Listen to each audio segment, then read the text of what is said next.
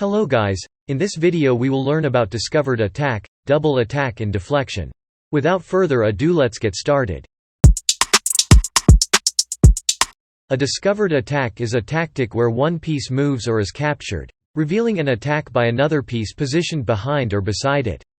The newly exposed attacker can then target an opponent's piece, potentially creating threats or winning material. It exploits the opponent's lack of preparedness for the second attack. A double attack involves a single piece simultaneously attacking two or more of the opponent's pieces. The goal is to force the opponent to choose which piece to save, as losing one of them is inevitable. Double attacks are effective in creating tactical pressure and gaining material advantage.